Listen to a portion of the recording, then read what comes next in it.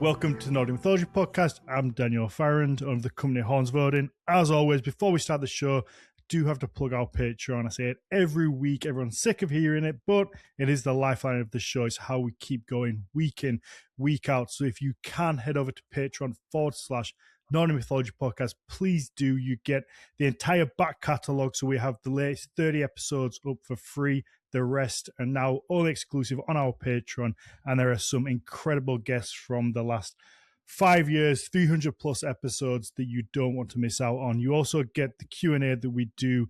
It's meant to be a short episode, that the companion to our main show, but sometimes they run almost as long as the main show. So do go and check that out. If there's an episode you like, there will be that short Q&A with it, and you get basically more of what you like, and you get access to our Discord server, which is a lot of fun. We have a lovely little community of people that we've collected over the years, and just like-minded people who love the show and just get to hang out. So go and check that out.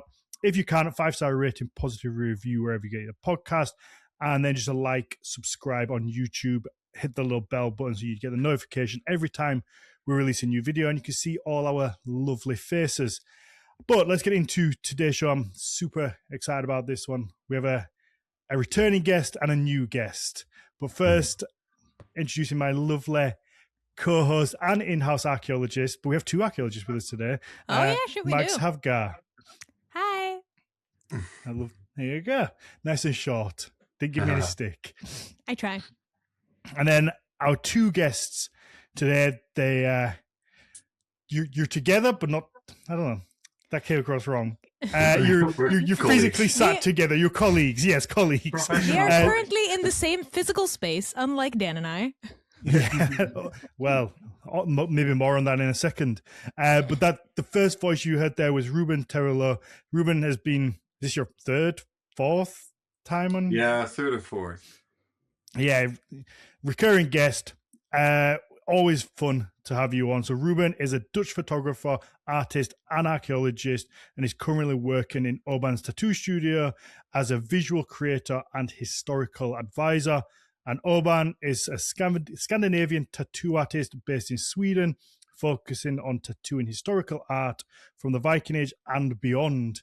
All true to original sources, he's currently working on expanding the studio and brand into a bigger platform, which is obviously why you're teamed up with the excellent Ruben, who every time I see post a new photo, I'm just like, fuck, why don't mine ever look that good? Yeah, very Social media comparison strikes again. Yeah,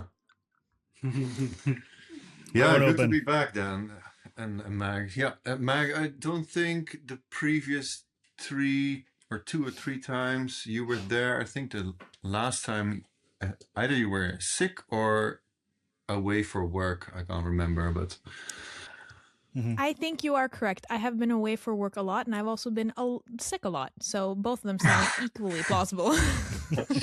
one better than the other. Yeah. Yeah. So it's very nice to finally be able to be here. Talk to you guys. Yeah. So I guess the one thing that unites you both is that you were former members of Highland. Is that still, if you're in a hiatus, is former still the right way to put it? Is that how you guys see it? I guess we say hiatus, yeah, or break, yeah, for as long as it lasts. But you were both, yes. Is that where you met? Yes. Yeah. Through the music, yeah, indeed. Was it 2019? And from then we just clicked like at once, and then we just been super tight since then. And since we are doing what we do, it just felt naturally that we would just, walk this path. Yeah, very much. Yeah, so it's great. I'm lucky to have him. Really, he tricked me into hire him, but just now I'm What in are friends for? I kind of did. No, it's great. Yeah, really, it's he can make put together what I want, and he helps me with the references for the art as well, sometimes, and it's really good. We have our books together. We have the same type of books and the same interest for that and same interest for history, so works very well. I don't think I could have had anyone else that would have done that job better, so it's perfect. No, it's like it was meant. It was, yeah, really. Love you. This makes me so happy. I know. I think it's a great point because Ruben, we spoke privately, and this is why I've asked your advice and help on my own pictures and my own work, because what you do is so beautiful, and it fits into aesthetically. It fits into this style of kind of history as well. I think you've really nailed it, and you could tell as soon as the two of you started working together, just the content quality is insane, especially with the filming of the tattoos and the you bought a gimbal, right? Did I see that? Yeah, I brought my gimbal, drone, everything. Oh shit, you're decked out. Yeah. He loves his toys. It's my expensive toys. Yeah. But it does make a difference for sure, and I think we both are visual artists. I mean, next to the Heilung stuff, obviously. But I think what I'm very happy with is that I come from a museum background, and I picked up the photography stuff, and I've translated that into my Instagram page, which has been really taking off. And Obban, being a tattoo artist, is also a visual artist. So that perfectly meets in the middle, kind of, on this platform that we use, which is still predominantly Instagram, but expanding. And I can just continue doing what I do for my private page, kind of. And now that it merges with his page, it's just a perfect unity of sources, tattoos, nature, maybe a bit of music here and there. It's been really nice. Jack of all trades between you. That's quite the covering of skills. Yeah, but it also kind of feels like how do I put this? Like an elevated form of showcasing like hobbies and interests.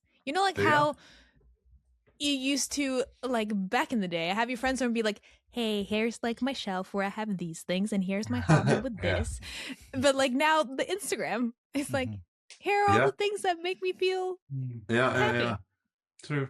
Yeah. I've never had a point where I got bored of Instagram, which is very important for me, who's basically chronically online making stuff. I mean, my books are my prized possessions, but Instagram is definitely a page where I get, or a platform where I get very inspired every day. It's been really good. I love that because that's so nice to hear, because that's a recurring topic here that we have. Social media comes up time and again, but it's nice to hear that side of it too, that it can be an active source of inspiration.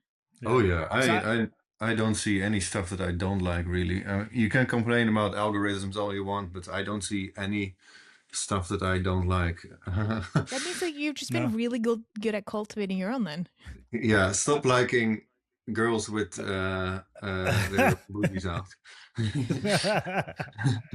I think it says a lot, but I've seen my algorithm change in the last week, even just a week, 2 weeks, just from a concerted effort of liking more stuff like the two of your work and people in this field, more tattooists, more artists, more creatives, because I was sick of just the doom and gloom and the fake news sites, or the pretend news sites that don't have any journalistic integrity, of the wars and all the negativity and the sometimes murders that popped up on and I was just sick of it. And I've seen such a shift that now I'm pretty much exclusively just getting things that I want to see. And I think that's hopefully going to bring me back to Instagram a little bit, because I get fed up with it. I'm just like, fuck this. It's not working. It's all shit. I hate it. Yeah. That's why I have Ruben, so I don't need to think about that. Yeah. What a nice way to just bring us down, Dan. No, Well. I was giving the hope there. I was saying that you can change it. It's what you thought you did. doable. It's doable. You can alter it, and you can alter it fairly There's light quick. at the end of the tunnel, I I promise. mean, maybe we can introduce a new saying: you are seeing what you like, what you press like on. Yeah. I mean, Or what There you go. Yeah, what you interact with, what you comment on. It it's not is as that, pithy. isn't it? It's not as pithy as you see what you like, though, I and what you comment on and what you interact with. Sure. I think that there is something to be said, though. The algorithm and what you see is an extension of how you behave. Yeah, I think for the most part. So when you see certain things, it's because Crazy. you are secretly lurking on those things, maybe more than you want to admit. Yeah, it's kind of true, actually. Yeah. How do you keep so positive with it, Ruben, when it fluctuates so much? I get so frustrated when I put all this time and effort into making something into a video, and especially when it comes to anything that's historical, you want to research it, you want to make sure it's right, film it, and then you put it out into the world, and then nothing. It's so difficult to. I had that happening to me yesterday with this some new video I made, because a couple of months ago, I uploaded a video, and that went like what you would call viral.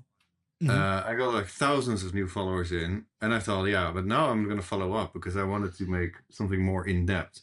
So I went to London, met Richard Wakeman as well, whom you had on here in the past. We hang out. I film my stuff, my content in my kind of like stylistic, artistic way.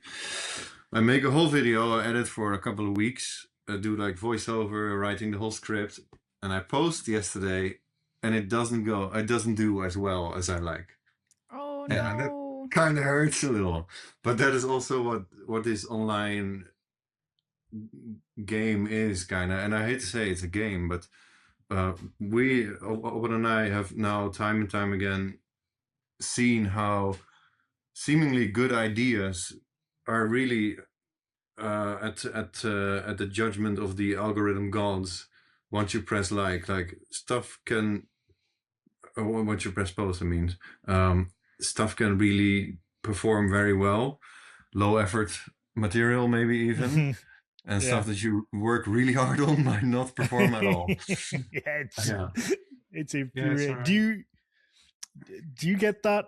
Oh, because I feel like tattoos always seem to do well. Maybe that's because I'm not posting tattoos, but every time I see tattooists that I know and they post, I'm like, oh, it's easy if you're a tattooist. It always goes well. people love liking tattoos.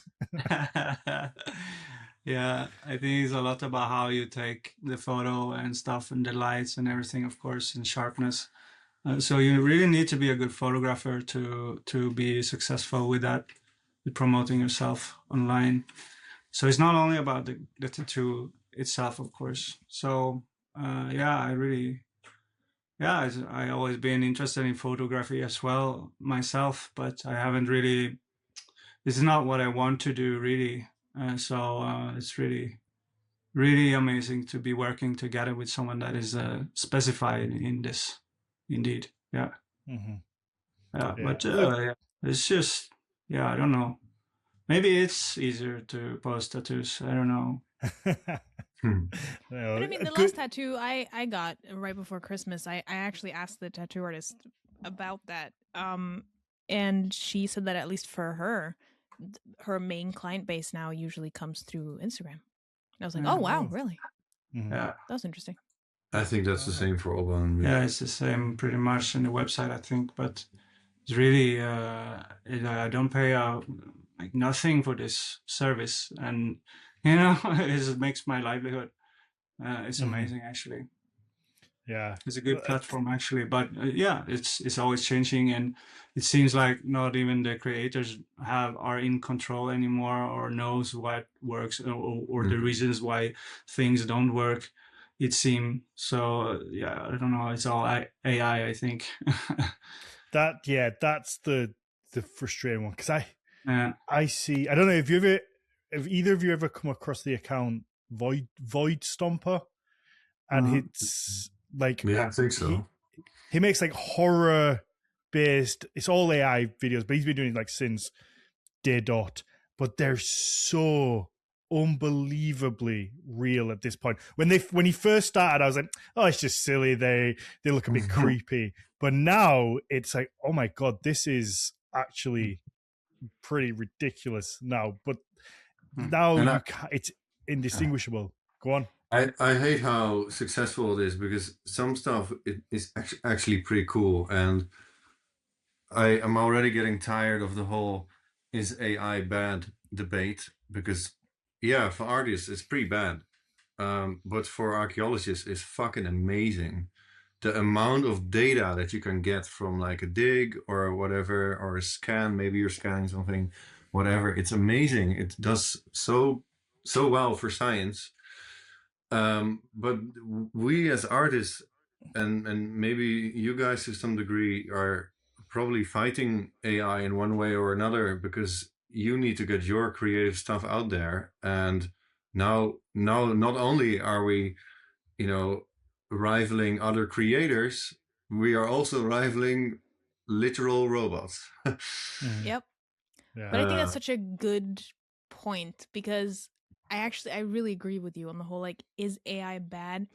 Because it kind of feels like that question is kind of missing the point, because it's too big to be an either or case. And I definitely agree with you. It's like, it's rather like, how can we use AI to benefit rather than to steal? It's like saying it's like saying gravity is bad. Yeah, if you're an airplane, gravity is pretty bad. But Yep. when you are on Earth, it's pretty good. Yep. You shouldn't like pretty deny nice. it. It's there. It's not gonna go away. Yeah, but what's frustrating is that sometimes there'll be like an AI video that just gets me, and I can't help but appreciate it as well. So yesterday I saw there was a Donald Trump kind of meme of soft cells tainted love, like the Iran from you, but it was like a spin on like Iran, and he was like dancing with like the little hands, and it was like, I watched it and I was like, motherfucker, because this is actually brilliant. The creativity that goes into like making it is definitely there. Somebody's had some creativity in making it. I'm just like, I hate this, but I can't help but be, can't help laugh at it and kind of enjoy it. And it's just this juxtaposition. This like, I can see somebody's had to clearly have some creativity in putting the prompts in, but also it's just like, somebody was really bored at work. Yeah, it's really uncomfortable as well. But I kind of like that one, because that one feels in a weird way. That one feels almost like old internet. You guys remember old internet? Like almost like before YouTube, when we just like posted random weird ass videos. It was great. Yeah. It was, we didn't even know that was a golden age. But that kind of gives me the old internet vibe, because someone has had an idea and it's weird and they just did it. Yeah. And Mark, in a way, that is starting to become a form of digital archaeology, even. Yeah. Ruben, you are speaking my language, because I've been thinking about this. I've been like, am I specializing in the wrong era? Am I specializing in the wrong period? Maybe I should do internet archaeology, actually. I think by international standard, you can call something archaeology after 50 years. It doesn't stay like 50 years in the ground or whatever. So it will take a couple more years before we can say that eBaum's world or early YouTube is archaeology, but yeah, sure. But also, doesn't it kind of also I mean, maybe you're right, but I'm wondering if one could make an argument about, how like the rate of decomp in the sense that websites are dying and no longer reachable. So like, yeah, but that taken into consideration, the half-life of internet. Yeah. One day there's gonna be a tattoo artist who's gonna tattoo like old URLs onto people's skin. Yeah, for sure. I guess getting back to the tattoos, you have a focus on the historically accurate side of things. Is that do you stick strictly to what you find? Or is it inspired by? Do you get looser with it? Obban, where's the limit with your work and what you want to do? It's limited to very much Scandinavian historical art from Christianity and back. And I'm trying to sneak up upon new like time eras and evolve my skill of the knotwork.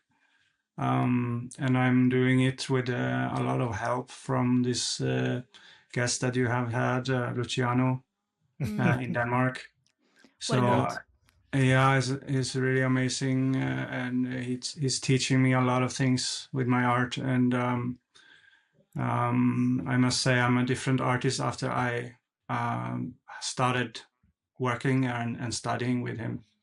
And my studio is, and I live not far from him actually. It's just barely 3 hours to drive there to his studio. So yeah, it's very good for me. Because he's in Denmark, right? Yeah, it's in Copenhagen. Yeah, and I'm I'm an hour from Gothenburg.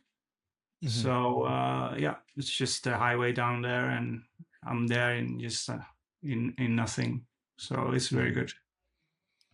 Yeah. So do you try to use just specific finds that you then will redraw to tattoo, or will you take the techniques that created an original piece and then maybe evolve that to fit the skin in using that style and because there are rules to this. I think a lot of people listening maybe don't realize that you see some Viking art that looks like a spaghetti junction of beasts and monsters and creatures and whatever else, but there are very strict spaghetti junction. That's very strict rules.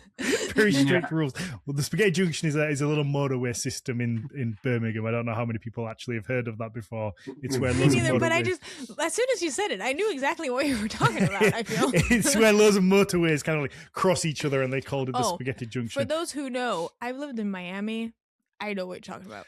Well, the funny thing is, though, the Birmingham one is like the spaghetti junction. It's like 5 roads. It's not even that complex. But when you compare it to like the American ones that are like really complex, I'm like, I don't know how we even dared to call it that. But anyway, I sidetracked you. My bad. Sorry. So yeah, Obban, is it that taking of a piece kind of 1-for-1 onto skin, or is it just taking the rules? Oh yeah, so so there's much more than just the characteristics of the animal futuristics, like the head and claws and stuff, to define what is a certain time or period or style. So there's also the knotwork, the structure of the knotwork, and how you tie and weave it. So that's what many tend to forget, I think, in the art. And you see a lot of these tattoos that is incorrect in this way, right? You just mix everything. Like, sure, that might be something from the 700s, but the head, but the knotwork is like Ernest style or whatever. So that's what I put a lot of effort into and studying. And so I learn these rules, right? How do you do it correct? And then I work with often I work with more than one object. If a client wants, for example, a sleeve, a full sleeve with something from Gotland, for example, then I would go to Gotland and look in the databases, for example, or at the object, the originals, from the museum databases, and then or my books or whatever, and then I pick a few pieces and that I like, and I think I create something in my head first, and then I pick a few pieces and I work with those, and I take parts of it, and when I encounter problems, I'm just solving the problems by looking at the originals again, and I'm just working with this, and I'm tracing the originals, and I'm trying to, original would not just fit naturally, so I would have to be creative and work with my creativity to come up with things too.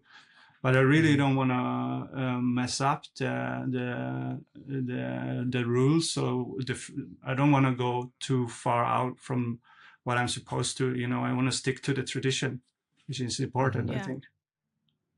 Yeah. So on that note, I'm wondering, this might be slightly too niche nerdy, but since I work with kind of the academic side of, or trying to be academic about it anyway, studying like art, pre-Christian Scandinavian late Iron Age art, whatever.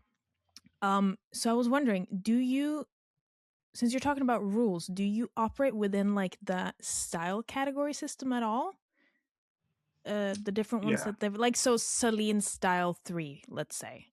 Yeah, I do. So that like if a client to get like, I like this kind of shield boss, or not shield boss, that's a bad example, but like I like this kind of brooch, and then you're like, oh, that looks like a Celine type style 3, and then you look up other ones in that style. Or am I too niche? No, yeah, that's right. I wouldn't mix too much. If it's I pick a style, that means also it could be also different styles within one style. So then I prefer to stick to one thing and to make the whole piece look like one unity. And but of course there are examples of times where I break this, but maybe then I split it up in parts that it's obvious that this is something of its own, and then there comes this thing, and then these other things. Maybe there might be style 1 and style 2 and style 3, whatever.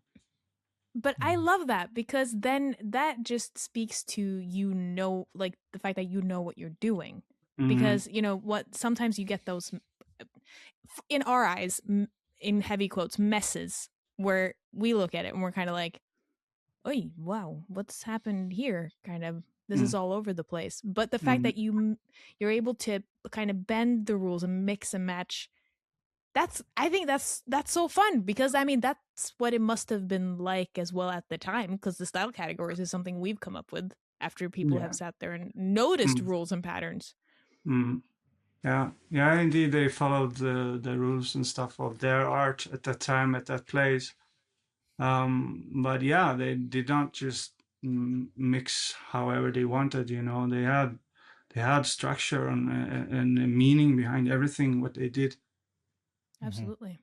I think that's fascinating, because in my experience of the Nordic Viking tattoo scene, whatever label you want to put on it, it's a spectrum, isn't it? You have people like Luciano on one far side that it has to be 100% historically accurate all the time, and then you have the other end that's, and this is not disparaging, I wouldn't say either any is right or wrong, it depends on the person who's being tattooed and what they want, but you get people who've created their own style, so it's technically correct that it's Viking style. It has the unders and the overs for the knotwork, but it's their kind of version of that, if that makes sense. So you'll have, they've created their own style based on the Viking knotwork and the mythology, and they'll freehand it on, and it's super, it's incredibly skilled. They look fantastic, but it's almost its own thing versus this kind of hyper historical version where you're taking the real strict rules from pieces. I hope that made sense. I was trying not to be like, not to come across offensive in any way, because it certainly wasn't meant that. But you have that kind of two positions where it is that kind of Viking style, but their version, their interpretation of a Viking style. Yeah, I have many friends and that are tattoo artists and other people that I look up to as artists, and they do this thing like I would call it neo Nordic or whatever, and some of them are really really good, and I love their tattoos and their art. So I don't see anything wrong with it. Everyone does their own thing. But it's important what you call it, I think, and what how you promote yourself in that. Like, it's important because the client comes to you and they give you the trust because people in general, the masses don't know much about this. So they trust you that you would give them and guide them and give them what they want, and they expect you to be trustworthy. I think it's important to communicate what you are giving them on their skin, right? Because it's permanent.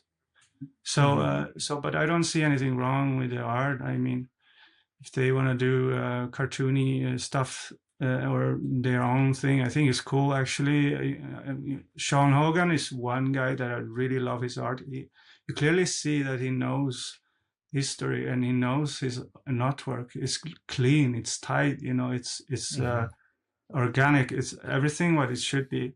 But it's very, very not it's historical, but it's very new. I mean, so it's but it's amazing. I love his art. Yeah, I agree. I love that use of that gold color that he gets into the tattoos to kind of make it pop. I enjoy that. And do you experiment with color in your stuff? Because obviously, again, that's something we maybe don't know from a historical side, that a lot of things likely would have been colored, but yet we don't really know what they would have been colored. I think Jonas Lau Markussen did some great artwork just playing around with colors and potential colors, and the masks that he was creating looked so different to maybe what we're used to, because we see it in just this black and white.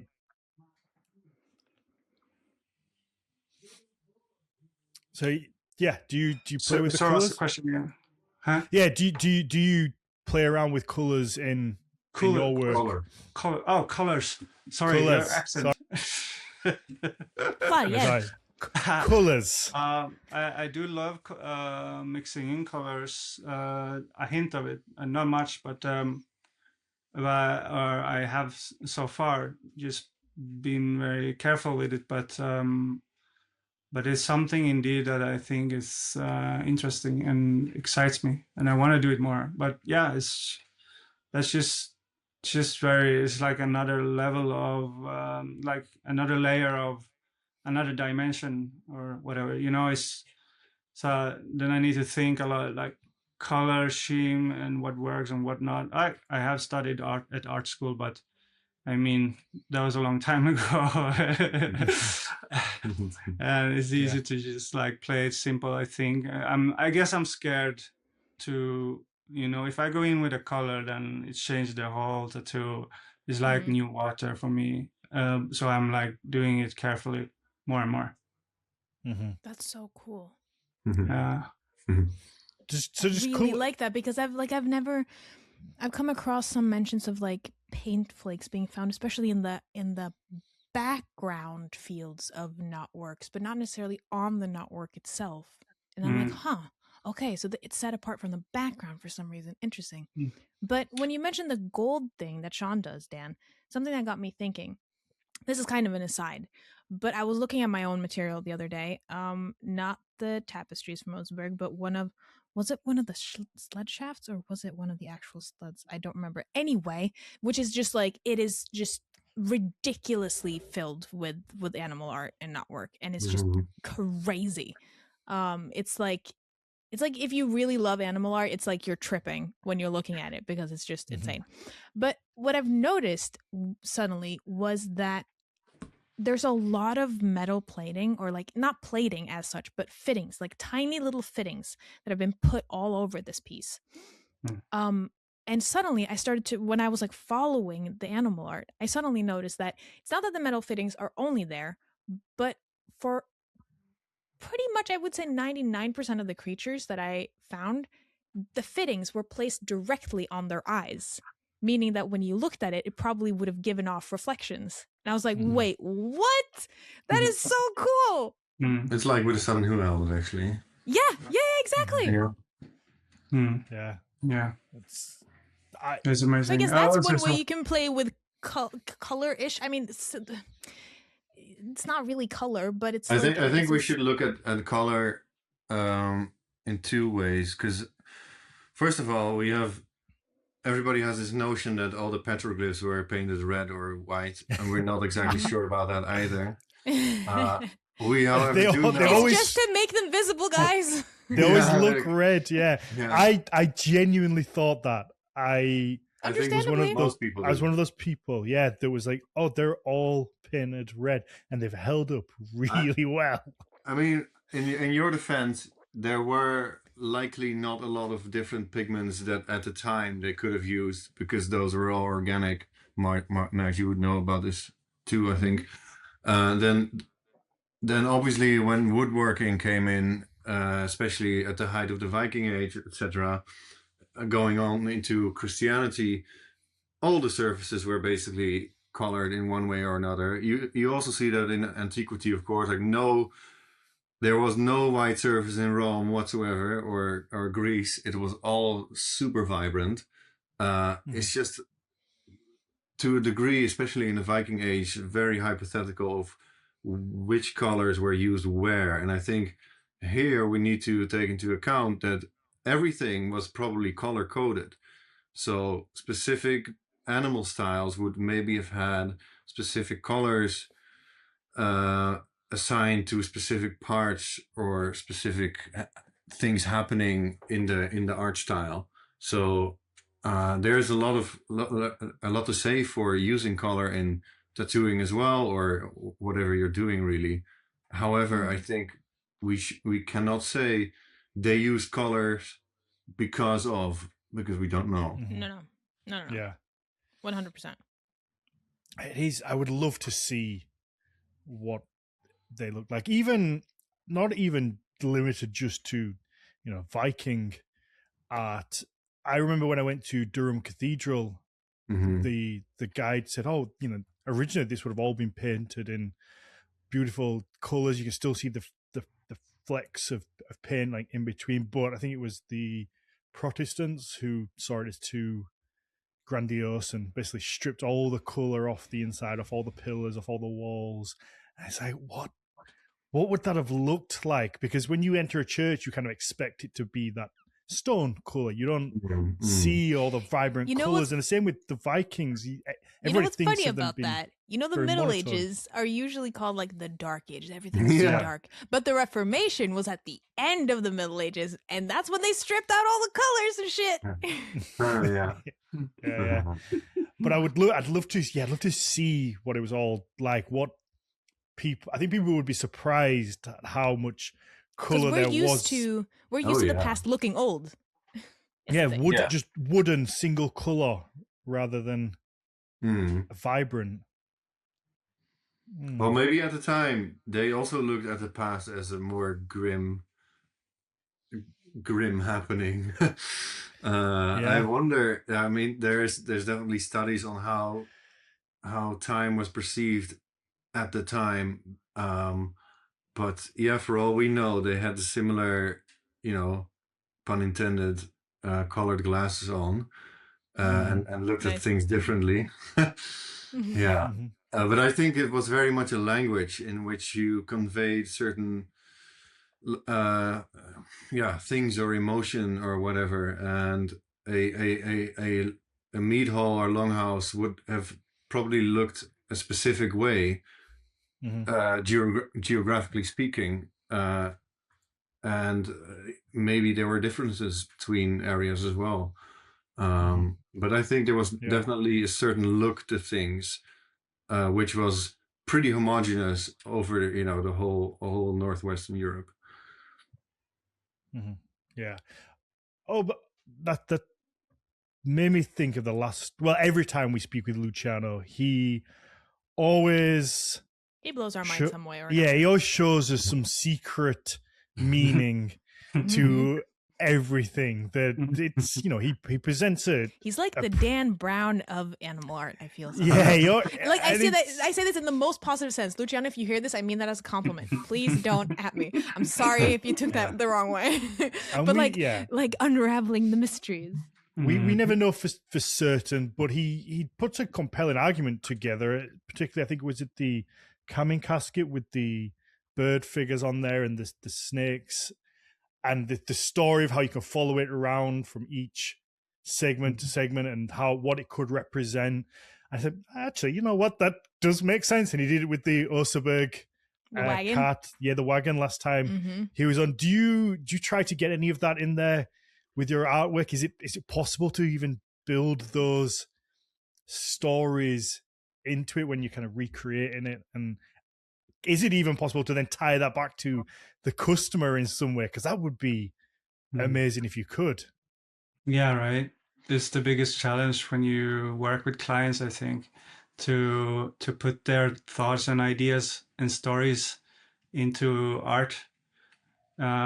Since I'm working so historically, then that means I'm very limited to what I can do and not. I mean, and what I have references for. We know not so much about it, but Luciano is indeed, he have done some interesting work on this. And like he's all about this, like the minds behind the art and the thoughts and to like the meaning behind it, which is super interesting, I think. And he really studied like the art and down to the depth of it, and it put so much time into details of stuff and like decoding it, which I think very few people, I don't know anyone else that does it like that, like he do. So it's very good help, and to put yourself behind the creators of the art,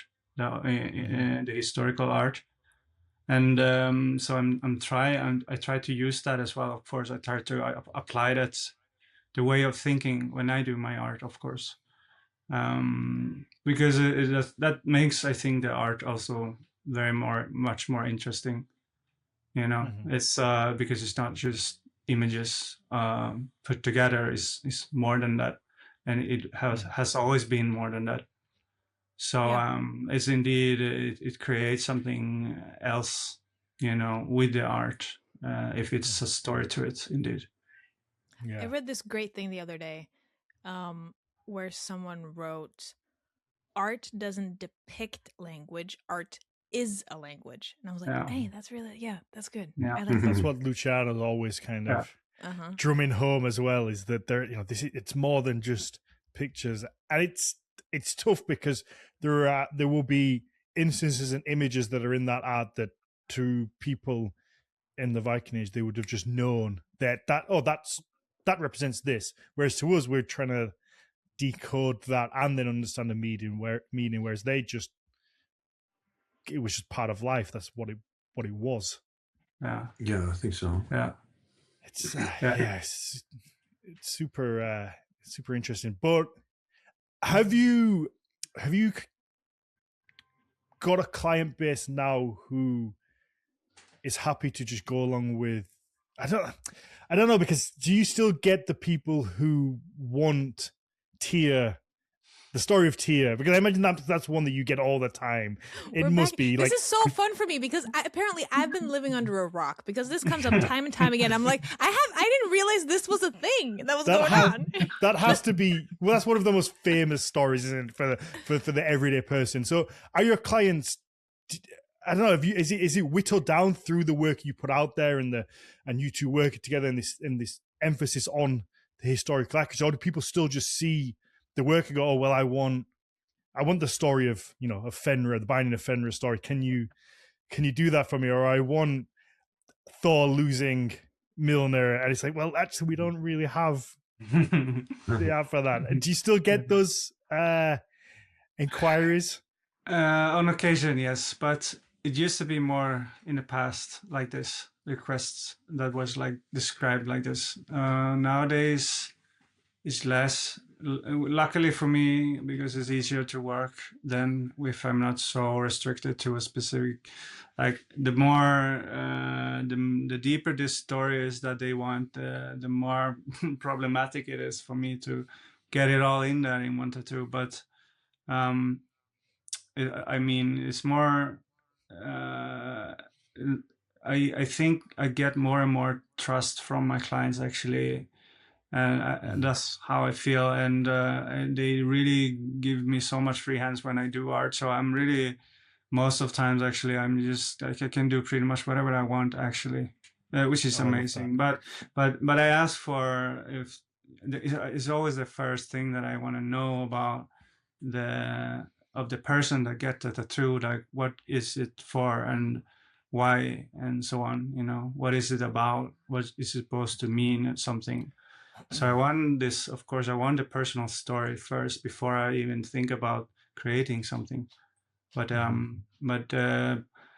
if it's not so specific about how it should look or something, then it's easier, of course. Yeah. Yeah. I'm a sucker for that. So when we finally get to sit down, I'll give you an area and just whatever area I have left. I'll be like, oh man, you just whatever you want to do, you just knock it out and have free reign. Hey, let's do it. I'm always quite bad for that. I'm just like, go on, just what do you fancy doing? Isn't that fun though? The more tattoos you get, the more you're like, oh, I just kind of want to be a canvas. Here you go. Here's my arm. Yeah. Have fun. Knock yourself out. Well, I like when people post things they like. So, Tom, do you know Tom Cox? Tom. Yeah. So he's wanting to learn to be a tattooist, and he's been doing putting loads of art out there and tattooing his friends. And he did a little. A drawing of Thor trying to pick up a cat, obviously to represent Jormungandr from the. So I saw it and I was like, you know what? I've got some space in my leg. Come and have at it. Just let's see. And it's nice to support people because he's really trying to get out there. And you know what? His line work was crisp. It didn't dig in. I've had experienced tattooists who've butchered my skin more than he did. So full credit to him. I think he did a really nice job. But I like that, being able to kind of offer that canvas to people who want to just do something. Yeah, it's very nice. He's a nice guy. Love him. Yeah, he's a really good guy. Max, Tom was on here and he spoke about the mail. I don't know if you'll put that together. Yeah, him. He did we did the chainmail, not chainmail actually. Oh yeah. So he came on. I held it. It was heavy. Yeah, he has the chainmail shirt that he made. Yeah, it's huge. But he's a strong boy though. To be fair, he's huge. He is strong. Was it one of the strongest there, or in UK or something? Yeah, I don't know. Yeah, he competes in like natural strongmen competitions. He's he definitely get carried. Like I don't even know what that's about, but natural strongmen. Natural strongmen. Natural. Sounds like something, that's for sure. It's for those who come and experience the natural strongmen. because there's an unwritten acceptance that strongmen are on certain enhancements. So there's a natural version, even though a lot of them don't admit that they are. You know how it is. So how do you, Ruben, what do you, when it comes to like the historical, the actual tattoo content, do you get to influence much, bring your own interests and I mean, I've only been here for half a year right now. So for who doesn't know, I am from the Netherlands and I moved up here to Sweden half a year ago. So there haven't been many clients who have like specifically asked, because luckily, because it saves Obban a lot of work too, they kind of know already what they want. And what we really try to do is, get the stuff out there before they come here. So Right. we're building on the website, and I am writing a lot, as we post stuff.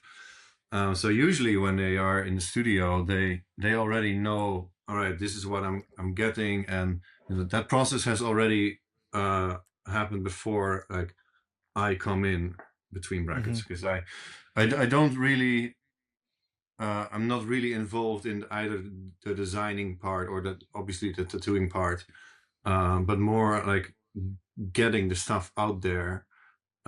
So I did that a long time already, obviously via my own channels, and now that I bring in my expertise here, I just try to really. I guess you could say like disclose all the stuff that is not already in the ether. So, you started talking about the tattoo tropes that happen over and over again. Like I try to kill that stuff. So Nice. you're doing God's work, man. Yeah, thank you. And what I like is that because I'm a chronic book hoarder, I have a lot of very rare reports and books that all my money goes into. Nice. A lot of stuff that has never seen the light of day. I dare to say that maybe, people who are very dogmatic and nerdy like Luciano and myself and, Obban as well. Maybe they have seen some of it, but there is stuff in this bookcase that I'm fairly sure nobody has seen before. So it's great to, I'm so interested in your bookcase now. Yeah, everyone was just like, well, Dan and I were like, let me at it. Yeah, let us see it. And another thing Don't is tease. also that my Oh man, when you go to bed at night or when you're not there, Oban's just like flicking through it all. Yeah, I keep the most rare reports actually at my own apartment, not here in the studio. Fair. But another point is that where Obban's work expertise and mine complements each other is that my area of expertise is migration period, Vendel period, Merovingian stuff. That's what I study on. So for the uninitiated, that means the periods right before the Viking Age. Just like I usually say 550, 750 because that kind of like entails the whole Vendel Merovingian period. Call it what you want. Some people call it different. I know the Scandinavia and the different countries' labels on the different periods is a mess. I know, like Norway and my own home country, we call it Merovingian. Here in Sweden, it's Vendel period.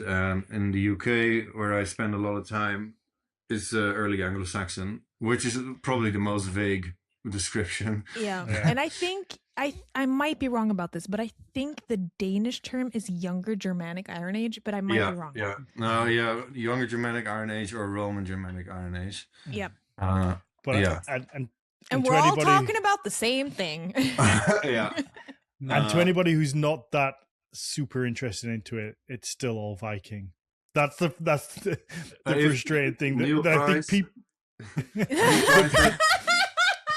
They're like Neil Price has recently dubbed it early Viking to my great dismay. So I met Dr. Price last summer over dinner, and I asked him about it, and he said, like, yeah, I got a lot of shit for that. But I guess. But I mean, that is kind of like throwing some gasoline into the academic sphere and going, I wonder what happens. I imagine it's nice, though. It's to bring things in, isn't it? And I was going to say, if you can, the Vikings suffer from their own success. That everybody wants to link things to the Viking Age, if possible. When putting anything online, it's a trigger word, isn't it? If you can get it in there, it's going to bring a certain crowd of people to look at it. It's going to click certain SEO tick boxes rather than Vendel. From a marketing standpoint, calling the Merovingian period the early Viking Age is like a good PR move. It might not be correct, but it's definitely going to get more people interested in it, I think. And that's better than the Dark Ages. True. But that's how we see so many media outlets going with everything now, isn't it? That you have to have that little hook that kind of pulls everything in. Even I'm going to touch very sensitive waters right now, but in the UK, there was a movement a couple of years ago to ban the word Anglo-Saxon in academia. Because that has gotten a little bit of a bad rap. I think it's absolutely stupid, because now you're creating such a discrepancy in existing studies and all that, just because some people cannot behave, to put it lightly. Yeah. Yeah, I mean, sure, call it early Viking, it's fine, but us archaeologists, we talk by numbers, so for us it really doesn't matter. But for the people who actually need to learn this stuff, it can get quite confusing. Yeah, and I also think that like there's something to be said for like I myself am also sometimes kind of whatchamacallit, like annoyed at or just kind of exasperated with the terminology that we use, because I'm like, it's all made up anyway. We made these categories. But then at the same time, if we try to break with all of these terms all the time, we're just going to have new terms popping up all the time. There's never going to be like a golden term that unites everyone. Yeah. So, yeah. But then I do wonder now, just like speaking of like the previous thing, maybe like in order to kind of give every historical period like the grace they deserve, maybe we should just start tagging things that are like from, right around the turn of the millennium, like year 0. Maybe we should just like tag it pre-Viking.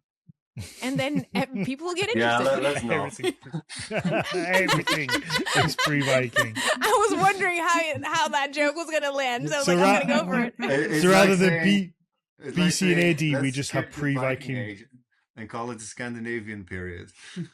Yeah. And also, what's Scandinavian then? What does that mean? Well, according to Denmark, Scandinavian looks different than to Sweden. Yep. Sorry, Denmark. I completely forgot what the original discussion point was, Ruben, where we went off on different time periods about where I come in, if at all, when a client comes to the studio. So no, I don't really do that. I might, maybe Obban asked me how does this look, because he looks at what he works on all the time, and I guess sometimes it's nice to have a set of fresh eyes on that, but that rarely happens.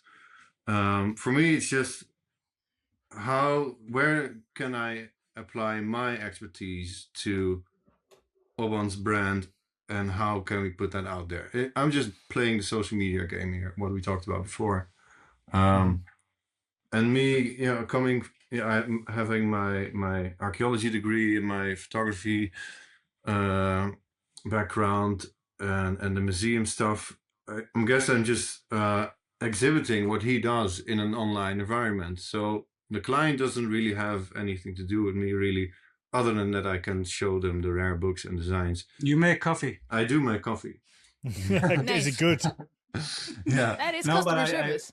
But I bounce some references with you sometimes. Like I ask you if you know something, like, do you know any like rune inscription or whatever? He have a lot of things in his mind that I don't. So I can actually ask sometimes for some knowledge that helps me or is very time efficient for me.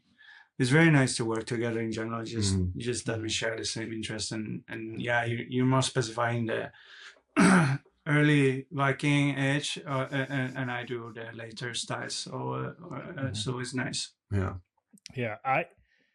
I don't know if you realize this, Ruben, but I'm sure Obban does, that for someone with your set of skills is incredibly rare for a business to come across, because anybody who's interested, I have a Viking themed business that's just for a better term.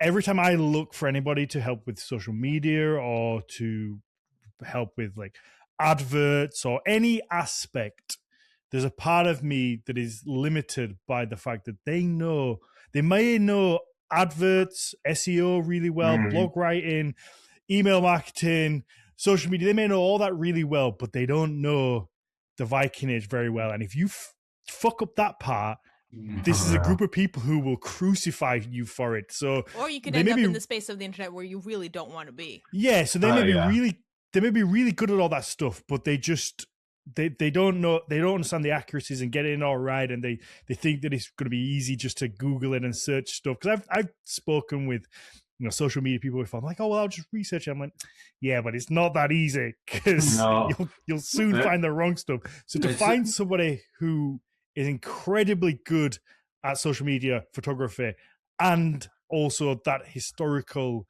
kind of accuracy and integrity is you're a unicorn, Ruben, that I think needs to be appreciated, because it's not an easy thing to come across at all. I think it's a great skill set. It's actually something I've recently thought about a lot, because when I obviously, so I toured with Heilung for a long time now, but before that I used to work in a museum. I have tried to reapply and roll back into the museum world a couple of times, saying like, I know this game of social media, I have my degree, I have my skill set, I bring this and this to the table. No museum wanted to have me. And I find it very hard to accept, because that's the world where I come from, and I think at some point would want to return to. So now I find myself lecturing a lot. So I just recently did one in York, actually talked about what we talked about in the previous podcast about ethics in museums and exhibiting, human remains and all that kind of stuff.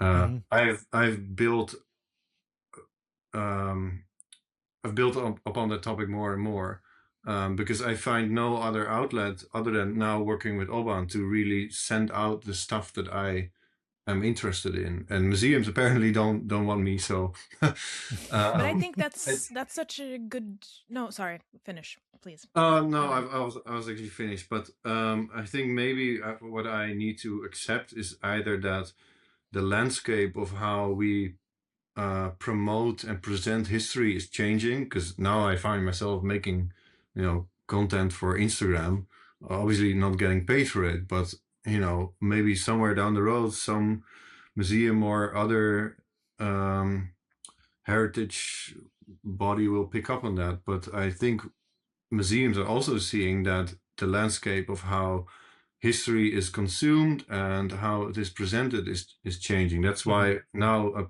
plethora of people is walking around with Viking Age tattoos. You didn't really see that 30 years ago, I think. And people are now consuming history on Instagram. Yeah, back then there's a whole tribal tattoos.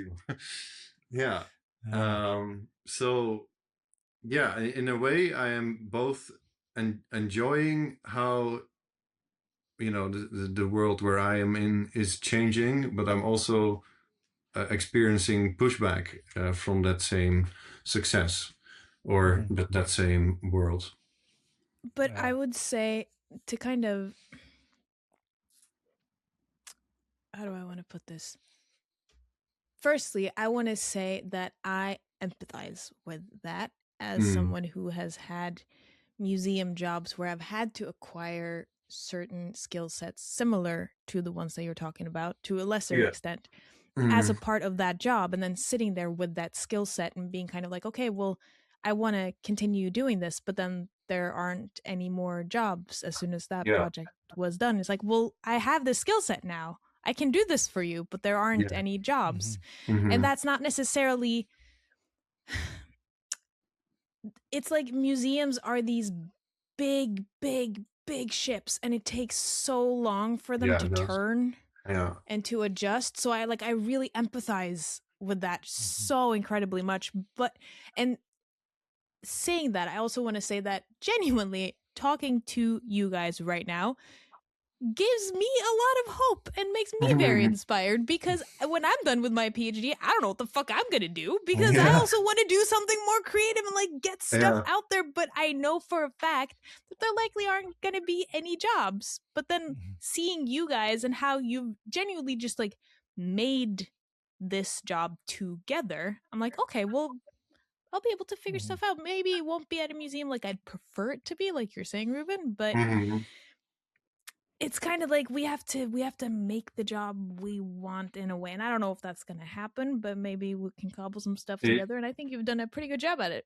In a conversation I had with Matthias Nordvig, actually, I talked a lot about how many people, like, archaeologists and people who come from an academic background are almost forced to become artists lately to put the stuff out there, because it's such a dogmatic world for all the good reasons, actually. But the landscape is changing in how people consume history. So I think indeed it is more like akin to a grassroots effort lately, where people themselves have to create their work.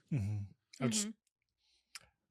just had a really cool idea that I'm not going to really annoying and not saying on here, but I'm gonna message you after, Ruben.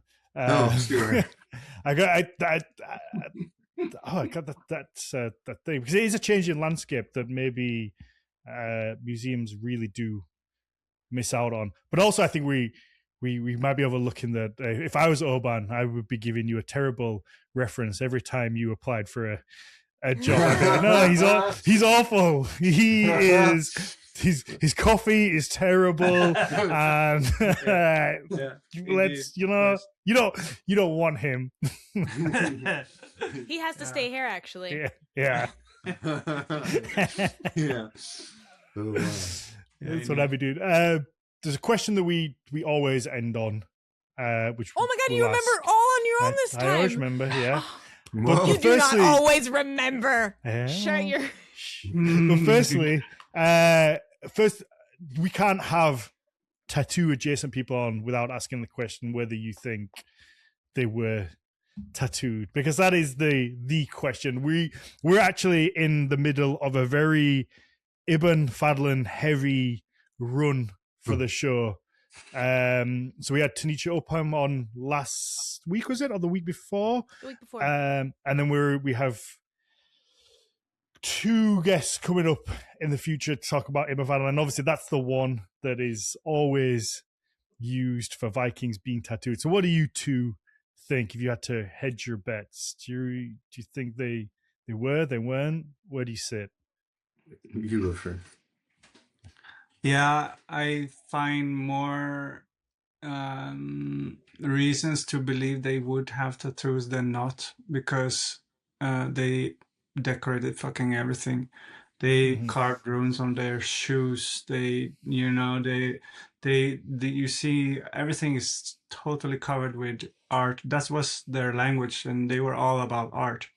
Look at the Oseberg ship. Why wouldn't they in the Oseberg ship? Yeah. And that's it. And in the Viking Age, of course, there were different people if you went north or south. So I wouldn't exclude that someone, or at least a few people, would do tattoos. They were warriors, and warriors do decorate themselves like war paint, or they tattoo. Usually this is a common thing that they do tattoos in general. If you look at history and geographically, it's just tribes, they tattoo themselves or do all sorts of body modification. And you have many evidence that they were interested in body modifications, like the teeth, for example. So the Vikings. So I totally think they would, but of course, I cannot say for sure, of course, but it's just I have more reason to think than not. Mm-hmm. Yeah. I agree with that, Ruben. Where are you? Well, I'm interested in this because as an archaeologist myself, I'm like, I don't know, man. I don't know. So I'm interested in your answer. Luciano on the other side, obviously, when you spend a lot of time with, he's pretty much set. Yeah. I mean, for Luciano, he's fantastic. I love him, but when he has his mind set on something, it's set, and you know about it. He will tell you, and you'll know what he thinks. And that's fair enough. So, like, he's very much of, there's no evidence for it. I don't think they were tattooed. That's that. It's a quick, easy answer for a tattooist as well. He's quite ironic, but yeah, he'll make sure you know what he thinks about it. For sure, yeah, absolutely. Yeah, definitely. Ruben, what do you think? I think tattooing in the Viking Age did happen, although it was very rare. I think. I also think that the account of Fatlan, who I studied quite in depth, seeing like multiple translations, all that stuff, even requesting the original text at the University of, I don't know where the original manuscript is right now, I forgot. However, I didn't get it either, so take that for what you want. I also think that Fatlan's account actually doesn't describe Scandinavians per se, or Vikings, quote unquote. If you look at the account, he specifically describes like vines, or can I say botanicals? to stay in tattoo terms. I've said a lot worse on here. Which, when you look at Viking Age art, it did happen, especially in the later period. So I guess that does correspond with his account to some degree. But when you look at like Slavic art, and the account happens at around the Volga river, I think that the people that he saw were not Scandinavian or quote unquote Vikings, as I said. Yeah, that's always such a big part of it. Do you think they were like or do you have an idea? Do you think they're like an offshoot or a hybrid sort of thing? I think they not were Viking at all. No, I think they were, maybe in their ancestry they were Viking, but I think to put it more bluntly, they were of Eastern European descent, or they were, I think, like Slavic people, probably. Yeah. And we all know how well Viking Age Scandinavians are at adapting to the surroundings that they go to as well. Might I add, by the way, that Slavic art involves a lot of like floral patterns. So, take that for what you want. There we go. No, I think it's such a complex thing that people. They just want to have this answer, yes or no. When in reality, you could write pages and pages on just the possibilities either way, and neither is wrong or right. It's just a really fascinating topic, because but I also find it like maybe possibly an interest. Like even if tattoos were something that occurred, it is fun to kind of have that very like strict, did the Vikings get tattooed, yes or no? Because I know there are so many complications with compare things to our own time, but it's like, do people in Norway get tattooed, yes or no? And it's like, well, yes, it does happen, but like some people are absolutely very against it, and some people are covered, and some people just have what like that's why I don't think it happened a lot at all, actually. It's some people just really die on that hill and take it very personal, and I don't know if it's maybe I love that. Yeah, maybe they think it is kind of fun, isn't it? That maybe they think that the Vikings not having tattoos in some way makes their Viking tattoo less cool, authentic, even though it's not past. Yeah, when the client walks away out of the studio, I say, "Oh, by the way, Vikings did not have tattoos." So this doesn't actually count. Give us a 5-star review on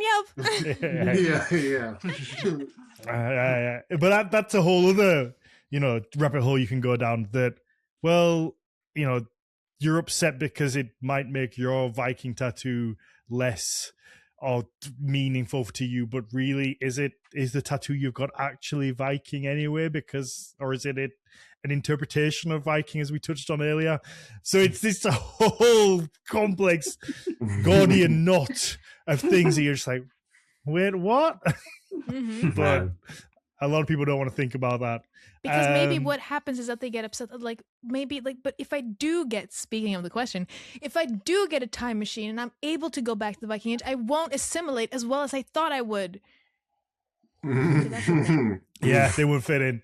Okay, nice segue, Mag. So the last question that we try to ask everybody now is, if you had a time machine and you could just go back to the Viking Age. Ruben, you know what? We're going to break the rules for you. You can go back to the pre-Viking Age. Yeah, Merovingian. And if you could just find out one thing, you can just click your fingers. You're there. I know. You can survive, but you get to find out once and for all the answer to one question. What do you think it would be? What did the Frisians do? In general, just with everything? But that's a big question, though. All right, let me narrow it down. I would probably look at the origins of Beowulf. So I'm studying Old English now, so I'm really into the Beowulf mindset. So where did Beowulf come from? Yeah. Like, what's the origin point? Yeah. Mm-hmm. Not like if he were real or not. I just want to know at the time, what was Beowulf? Yeah. Yeah. Oh, that's fun. Nice. It's like the first time the story was told. It ties in Eastern England, Frisia, Denmark, Sweden. It's amazing. Speaking of not work. Yeah. And then, Obban, what about you? Is there anything you just want to know? One thing that is fascinating me a lot is the mystique over the Oseberg burial. So I would probably choose this one. Right? We can go together. Yeah, let's do it. And see the time when these women were buried in the mound, and just see this big ceremonial ritual, and experience that, and know what happened there, and what the people were like, at the time, and how they were thinking, and that's just so, it's just chilling. The burial. And that's just so close to here. Actually, I'm just 3 hours away from that. From that Wait, place. Hang on. Where are you? I'm in Västra Götaland. It's like southwest Sweden. Yeah. Yeah. No, I've driven past. Like, I'm in Oslo, so like I'm an hour and a half away. Yeah, exactly. Yeah. So from the Oseberg Mound. It's not very far from here. Do you guys want to hear a secret though?